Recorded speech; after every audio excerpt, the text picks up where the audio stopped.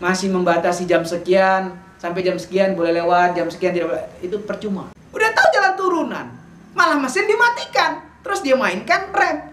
Beban mobil, beban barang bawaan, beban beratnya yang berkali-kali lipat itu ditahan oleh rem. La ilaha illallah, la ilaha illallah, la ilaha illallah, Muhammadur Rasulullah. Ya Allah, ya salam, lindungi Republik Indonesia dari bencana alam, dari perang saudara. Bismillahirrahmanirrahim. Assalamualaikum warahmatullahi wabarakatuh. Kecelakaan maut terjadi di Balikpapan Jumat 21 Januari 2022 Kalimantan Timur. Truk tronton menabrak beberapa kendaraan roda 2 dan roda 4 di wilayah Muara Rapak. Insiden ini menewaskan banyak korban. Hal ini diduga disebabkan oleh rem truk yang tidak berfungsi dengan baik. Rem blong seringkali menjadi penyebab kecelakaan kendaraan besar. Lebih miris lagi, ada kebiasaan pengemudi truk yang mengakibatkan rem blong. Sementara itu, Kabid Humas Polda Kaltim Kombes Yusuf Sutejo mengatakan, kecelakaan di lokasi dengan topografi menurun itu memang sudah kerap kali terjadi. Pihak kepolisian bekerja sama dengan pemerintah sudah membuat aturan, di mana kendaraan berat dilarang melintas pada waktu tertentu. Menurut keterangan dari seorang warga Balikpapan, Eko Umaryadi menyampaikan keluhannya atas peristiwa yang terjadi berulang kali di lokasi yang sama. Bagaimana tanggapan dari Angkatan Muda Banteng Putih terkait hal ini? Mari kita simak selengkapnya.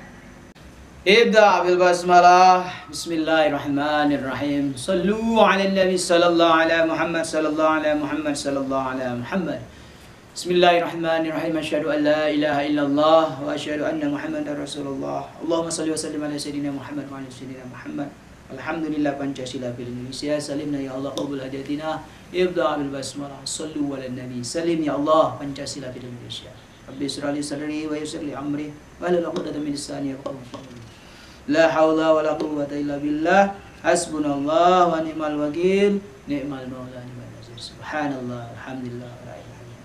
Amma ba'd. Ya ibadallah, pada kesempatan ini kita mengkaji sesuatu yang selalu terjadi di negara kesatuan Republik Indonesia, wabil khusus di kota-kota besar dan umumnya di seluruh Indonesia selalu terjadi hal seperti ini. Yang harus kita garis bawahi dalam kesempatan ini adalah pembiaran. Terkesan ada pembiaran dalam hal ini. Ini jadi pertanyaan, bagaimana cara para driver mendapatkan SIM B2, B1? Bagaimana mereka mendapatkan SIM-SIM seperti itu? Apakah mereka tanpa ujian langsung dapat? Itu perlu dipertanyakan lagi dan nggak perlu kami bahas di sini, sudah jadi rahasia umum. Ya, ada namanya SIM tembak. Ini kasihan sekali. Mereka tidak tahu teknik membawa mobil tronton yang mobil sampai rodanya ada 20 gitu. Kan itu tidak sama dengan mobil yang 4 roda, R4. R20 ini kan bawanya butuh skill, kecepatan berpikir, ketenangan, kedewasaan, komplit. Karena dia masternya para driver yang sudah mampu membawa mobil R20 ini ataupun roda yang berjumlah 20 itu bukan main-main, bukan orang sembarangan. Tapi ya itu tadi, negara 62 alias Republik Indonesia selalu saja mudah untuk mendapatkan sesuatu. Sallallahu alaihi Muhammad. Jadi pada kesempatan ini yang kita bahas ini adalah kenapa selalu terulang dan terulang lagi. Di seluruh Indonesia selalu terjadi hal seperti ini. Pembatasan dari jam sekian tidak boleh melalui. Betapa dahsyatnya kengerian yang kita lihat ya, dari turunan seperti itu menabrak mobil-mobil kecil, motor-motor dan orang-orang jalan. Subhanallah. Harusnya sang driver memakai logikanya yang sehat. Ini jam padat.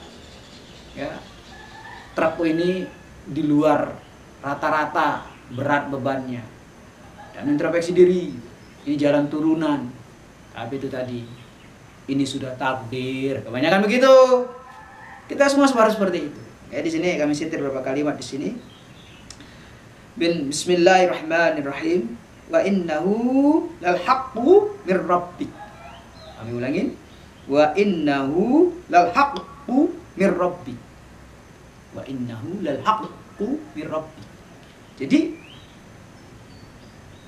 semua itu sudah ditetapkan, sudah ditentukan oleh Allah. Segala sesuatunya. Kalau bahasa kita sehari-hari ini sudah takdir. Namun Allah selalu memberi pengulangan kejadian. Nah, ini harus dipahami. Wa innahu lal haqqu mir rabbik. Memang segala sesuatu sudah ditetapkan oleh Allah. Tetapi Allah selalu memberi pengulangan kejadian dengan orang yang berbeda. Tapi temanya sama, kasusnya sama, jumlah korbannya yang relatif tentatif. Ini yang harus kita pahami, rahasia segala sesuatu sudah ditetapkan Allah. Gelas di ujung meja akan rentan jatuh dan sering kita lihat sering kejadian terjadi. Tapi pengulangan itu selalu kita lakukan. Sudah ada contoh. Gelas terjatuh, kalau kita taruh di ujung meja, harusnya kita geser agak ke tengah agar gelas itu tidak terjatuh. Sama seperti kasus mobil yang mencederai ataupun menabrak. Silakan buka filenya di YouTube atau dimanapun di arsip Google. Berapa ratus truk atau tronton yang menabrak rumah, yang masuk jurang, yang menabrak mobil lagi di parkiran, warung-warung lagi di parkiran. Kelalaiannya sederhana, ngantuk, remblong, dan sejenisnya. Subhanallah. Pengulangan seperti ini selalu terjadi dan akan terus terjadi sampai kapan? Sampai kiamat tiba. Ini yang dikatakan wa innahu lal haqqu mir rabbik. Semua ketetapan, ketentuan sudah ditetapkan oleh Allah Subhanahu wa taala. Tetapi ingat, dengan terjadinya pengulangan tersebut agar kita lebih waspada dan berhati-hati. Suatu ketika sahabat sedang berjalan menuju ke suatu tempat. Lalu rombongan itu dicegat oleh gubernur setempat yang akan dituju oleh sahabat. Dikatakan kepada beliau, "Wahai Sayyidina, wahai Khalifah, tolong jangan lewat di sini. Karena sedang ada wabah penyakit. Sudah banyak yang meninggal akibat wabah ini. Berputarlah." Sang Khalifah, sang sahabat Nabi Muhammad SAW menuruti apa saran dari gubernur setempat. Beliau balik ke tempat asal. Ditegur sama sahabat yang lain. Bukankah segala sesuatu sudah ditetapkan oleh Allah? Kenapa kita harus takut dengan kematian? Kalau memang kita belum mati, dia tidak akan mati. Lalu sang Khalifah menjawab dengan ilmu tauhid yang sangat elegan dan mumpuni. Sesungguhnya aku menghindari suatu takdir memasuki takdir yang berikutnya. Subhanallah. Sesungguhnya aku menghindari takdir untuk memasuki takdir yang berikutnya. Tidak ada yang lari dari takdir pada prinsipnya. Subhanallah. Jadi disinilah kita diajarkan oleh sang Khalifah sahabat Nabi Muhammad SAW agar mempunyai intelektual dalam memahami ketetapan Allah.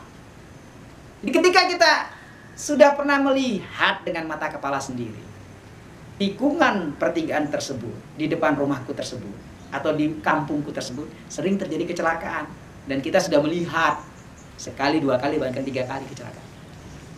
Harusnya takdir itu tidak akan terjadi kepada kita. Tidak akan mungkin terjadi kepada kita. Karena apa? Karena kita menghindar takdir untuk menuju takdir berikutnya. Subhanallah. Disitulah kecerdasan kita. Kecelakaan demi kecelakaan yang terjadi, yang dilakukan oleh truk, tronton, dan sejenisnya. Ini bukan sekali, 2 kali. Karena itu bukan public figure. Bukan artis yang mengalami, maka seakan-akan hilang begitu saja.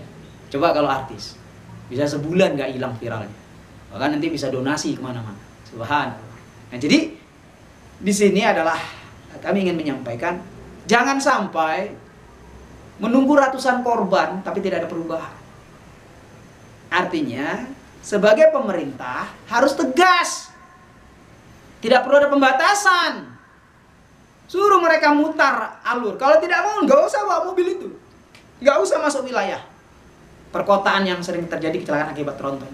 Karena memang tidak pantas bus tronton atau truk tronton atau mobil yang sejenis beratnya seperti itu lewat di pemukiman warga, di jalan lintas provinsi yang padat merayap.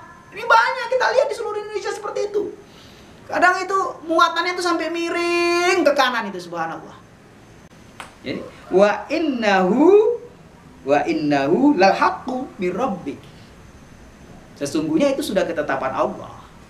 Tapi kita punya akal, punya pilihan, punya hasrat, punya kehendak untuk menghindari sesuatu yang buruk yang terjadi kepada kita. Jadi harus cerdas dalam menyikapi takdir Allah. Tidak serta-merta kita asal hantam kromo. Tidak perlu terlalu berani, tapi juga tidak perlu terlalu takut. Tengah-tengah saja, wasoto. Ya, seperti ideologi Pancasila kita ini. Tidak ke kanan, tidak ke kiri. Pancasila itu tengah-tengah. Tidak komunis, tidak kapitalis, tidak liberalis, tapi Pancasilais. Pihak berwajib masih membatasi jam sekian, sampai jam sekian boleh lewat, jam sekian tidak boleh. Itu percuma, sama saja pembatasan seperti itu. Tidak akan menghasilkan output yang jelas. Akan terjadi terus tabrakan beruntun.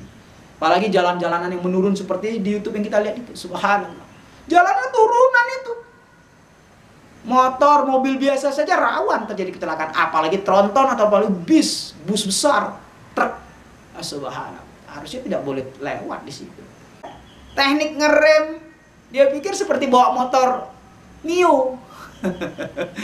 Ya, pakai dimatikan mesinnya, terus dimainkan teknik remnya. Ya kalau motor, kamu matikan mesin, jalan turunan, kamu rem masih aman. Karena beratnya itu seimbang dengan kapasitas rem.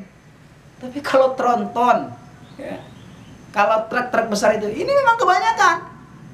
Entah teknik dari mana mereka dapatkan itu. Jalan turunan, mesinnya, engine-nya itu dimatikan oleh sang driver. Terus dia menginjak rem. Ini kan kecerdasannya kan di bawah rata-rata ini drivernya. Udah tahu jalan turunan, malah mesin dimatikan. Terus dia mainkan rem. Beban mobil, beban barang bawaan, beban beratnya yang berkali-kali lipat itu ditahan oleh rem yang mempunyai kapasitas yang tidak sebanding. Kalau ada mesin hidup, kan lebih mumpuni, lebih membantu. Bisa dioper portioningnya sehingga dia minimal menahan berat turunan itu. Ini yang dikatakan teknik. Teknik membawa mobil besar, teknik membawa motor, teknik membawa tronton tidak sama. Itulah digunakan namanya uji kelayaan ketika mendapatkan SIM. Makanya kami bertanya. Kami bertanya nih, bukan menuduh. Dari mana mereka mendapatkan SIM B1, B2 tersebut? Karena untuk mendapatkan SIM seperti itu wah, subhanallah, kalau ujian standar bisa gempor. Kalau orang Jakarta bilang. Susah lulusnya.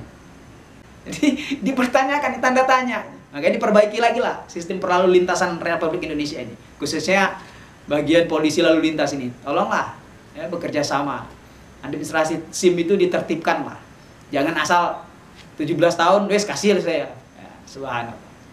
Kami tidak mau berbicara panjang lebar, takut banyak yang tersinggung nanti karena ini musibah. Kita harus mengucapkan inna lillahi wa inna ilaihi rajiun. Tapi sekali lagi kami katakan tadi, ini terus terjadi berulang-ulang di seluruh Indonesia. Hampir rata-rata terjadi namanya truk masuk jurang, truk terbalik, truk terjungkal, truk nabrak rumah orang, truk nyerempet warung makan dan lain sejenisnya. Banyak sekali terjadi, bukan sekali dua. Dalam sehari itu bisa ratusan kasus yang terjadi seluruh Indonesia.